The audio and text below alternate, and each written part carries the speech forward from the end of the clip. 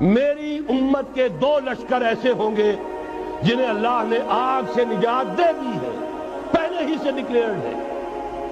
عصابۃ تغزو الہند، ایک لشکر کے جو ہند پر حملہ آور ہوگا، وعصابۃ تکون مع عیسیٰ ابن مریم علیہ السلام، اور دوسرا لشکر وہ ہے جو حضرت عیسیٰ کے ساتھ جا کر اور ان کے ساتھ مل کر یہودیوں کے خلاف جنگ کرے گا۔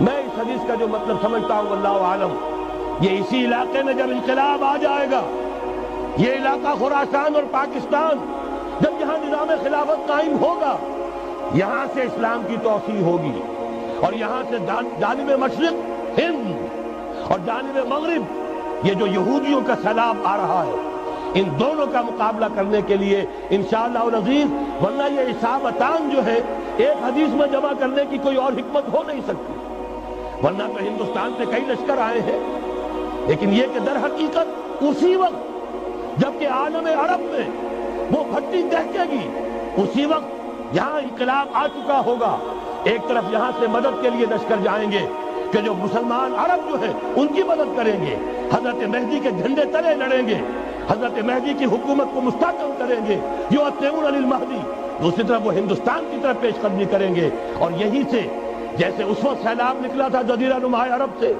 ایک داہنی طرف ایک بائیں طرف، ایران، افغانستان، ترکستان، ادھر مصر، لیبیا، الجزائر، مراکش، برطانیہ، اسی طریقے سے انشاءاللہ اسی علاقے سے اس کا آغاز ہوگا اور بات آگے بڑھے گی۔ تو اثر حاصل کیا ہے؟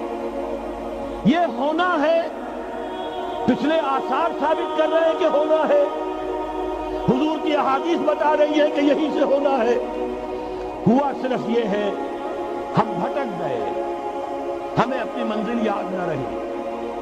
میں تو بہرحال ان لوگوں میں سے ہوں جنہوں نے نعرے لگائے تھے پاکستان کا مطلب کیا، لا الہ الا اللہ۔ میں سن 46 میں یہاں حبیبیہ ہال میں قائد اعظم نے مسلم اسٹوڈنٹ فیڈریشن کے جس اجلاس کو خطاب کیا تھا، ضلع حصار سے جو 2 ڈیلیگیٹ آئے تھے ان میں سے ایک میں تھا۔ میں نے بہرحال اس تحریک میں بھی حصہ لیا ہے، ایک ننھے کارکن کی حیثیت سے لیا ہے، پھر حالات کو بدلتے اپنے آنکھوں سے دیکھا ہے، ہم کہاں سے کہاں جا پہنچے ہیں۔ ضرورت صرف اس بات کی ہے کہ آج ہمارا حال یہ ہے، ہماری قیادت، ہماری سیاست ان لوگوں کے ہاتھ میں ہے کہ وہ فریب خوردہ شاہی کے پناہ و کرگسوں میں اسے کیا خبر کہ کیا ہے، تب وہ تابع جاویدانہ، ان کی تہذیب مغربی، ان کی ذہنیت مغربی، ان کی وضاقتہ مغربی، ان کا تمدن مغربی، ان کی سوچ مغربی، ان کے سارے اطوار مغربی، لہذا در حقیقت ایک تو یہ کہ ان سے چھٹکارا پانا، اور دوسرے یہ کہ در حقیقت مغرب کے تمام طاقتوں کو للکارنے کے لیے اس قوم کے اندر سے جذبہ ایمان، جذبہ جہاد کو برآمد کرنا، یہ 2 کام ہیں جو کرنے ہیں، اور اگر ہم یہ کر لیں گے، جیسا کہ میں نے آیت آپ کو سنائی تھی، اللہ کا کوئی وعدہ غیر مشروط نہیں، ایمان اور عمل صالح، ایمان اور جہاد، یہ وعدے کرو، پورے کرو گے تو اللہ کا وعدہ بھی پورا ہوگا۔ لیکن ظاہر بات ہے جیسے یہودیوں نے یورپ کو فتح کیا اور آج وہ مغرب یہودیوں ہی کے زیر اثر ہمیں فتح کرنے پر تلا ہوا ہے، آج نوٹ کیجئے جس طرح 3 اطراف سے یہودیوں نے حملہ کیا یورپ پر، میں اس کا تذکرہ کر چکا ہوں، آج ہم پر بھی اسی طرح کا 3 pronged اٹیک ہے۔ نمبر 1، ایٹمی دانت نہ نکلنے پائے اس قوم کے، روڈ میپ کرانے کے لیے خاموش ڈپلومیسی، اس کے ہتھ کنڈے، کہیں ان میں طاقت نہ ہو جائے، کہیں یہ چیلنج کرنے کی پوزیشن میں نہ آ جائے، اپنے پاس ایٹمک ہتھیاروں کے انبار ہوں، لیکن کسی مسلمان ملک کے پاس آ گیا تو وہ اسلامک بم بن جائے گا۔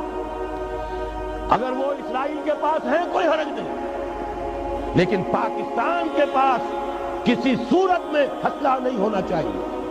کمزور رکھو، ہمارے دستے نگر رہے، ہماری ہی مرضی پر، ہمارے چشم ابرو کے اشارے پر حرکت کریں۔ نمبر 2، اباحیت، بے حیائی، عریانی، فحاشی، اس کا سیلاب، اور سب سے بڑھ کر خاندانی نظام کو برباد کرنے کے لیے یہ بہبود آبادی کا پروگرام، اور دیکھیے جادو وہ جو سر چڑھ کر بولے، مسلمانوں کے ہاتھوں کرا رہے ہیں۔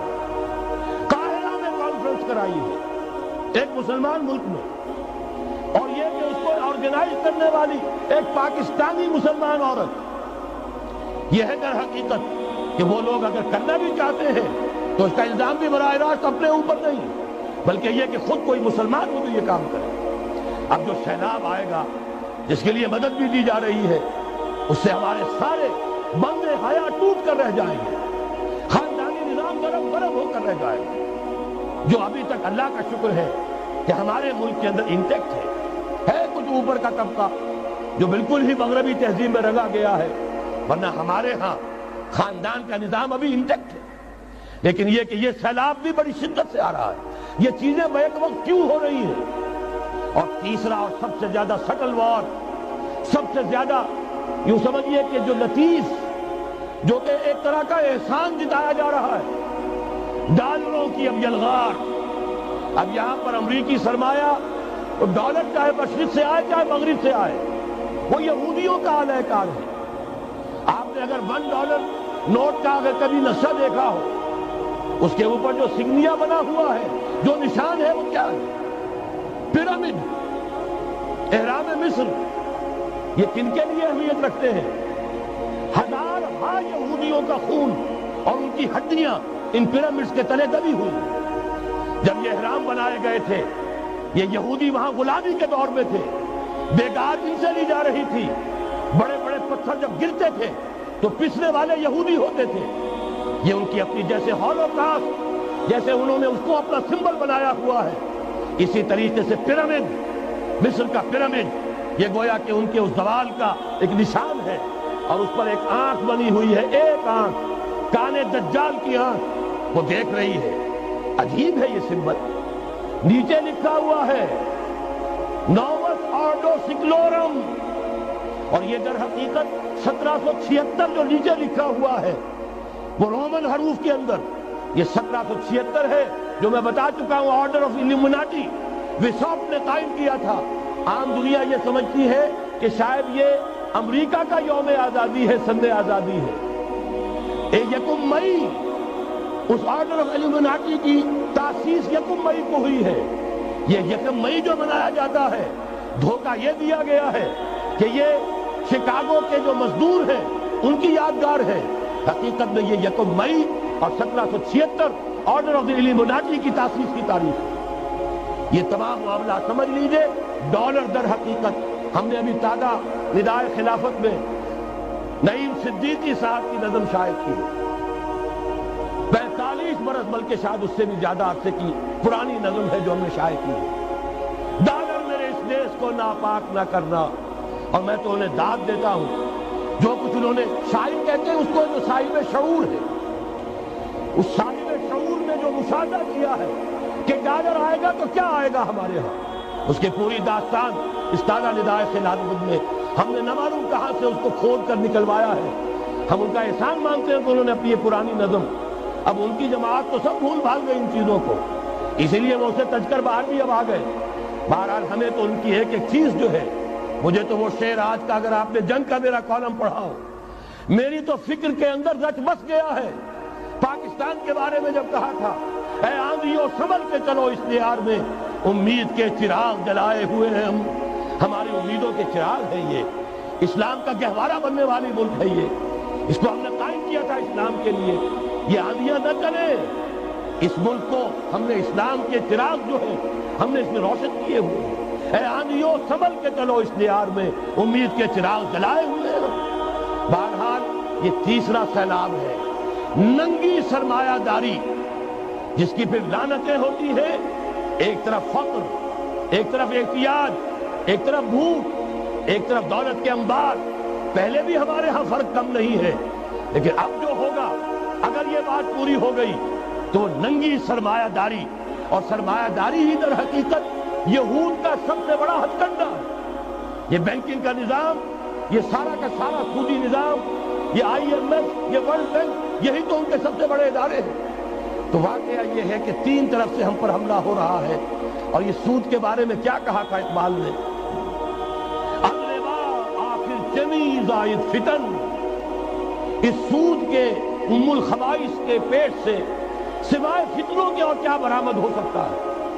کسلت آنت لذت قرض حسن، کسی کو قرض حسنہ کی لذت یاد نہیں رہی، بغیر سود کے قرض دو۔ تمہارے پاس فاضل رکھا ہوا ہے، کسی بھائی کو دو کہ وہ اپنی معاشی گاڑی کا پہیہ چلا لے، پھر اصل واپس لے لینا۔ اگر اتنی ہمت نہیں ہے کہ ان تصدقوا فهو خیر لکم، صدقہ ہی کر دو تو سب سے اچھا ہے، دے ہی ڈالو اپنا فاضل سرمایہ۔ یسألونک ماذا ينفقون قل العفو، مت رکھو اپنے پاس، یہ گندگی ہے۔ لیکن اگر بڑے ہی کم ہمت ہو تو کم سے کم قرض حسنہ دو، اپنی اصل رقم واپس لینا۔